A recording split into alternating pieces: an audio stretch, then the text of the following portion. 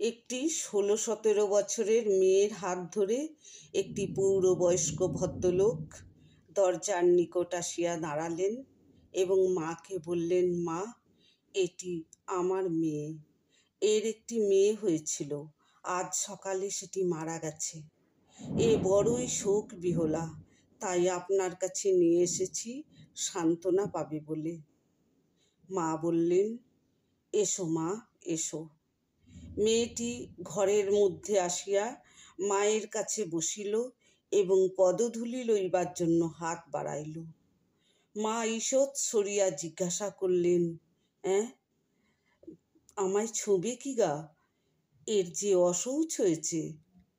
এই কথা শুনিয়া মেয়েটির মুখখানি আরো মলিন হয়ে গেল। সে সংকুচিতা হয়ে বসে রইল। মা তার মুখ পানে চাহিয়া সকরুণ হয়ে বললেন, আহা বাছা, বড় ব্যথা পেয়ে আমার কাছে এসেছে সান্ত্বনা পাবে বলে।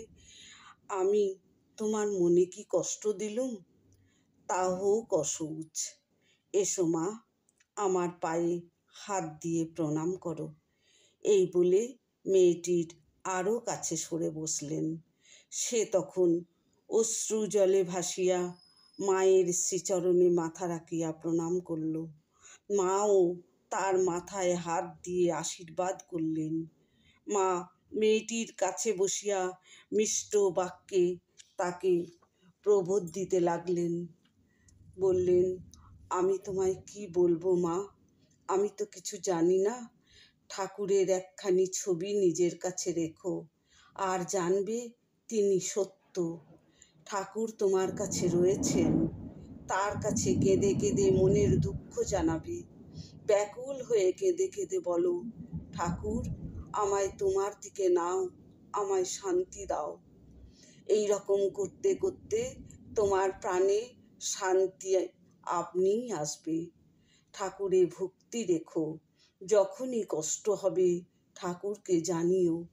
তারপর আমাদের দিকে চাইয়া মা বললেন, আহা, আজই শোক পেয়েছে, আজ কি স্থির থাকতে পারে? মেয়েটির পিতা দ্বার দেশে দাঁড়াইয়াছিলেন।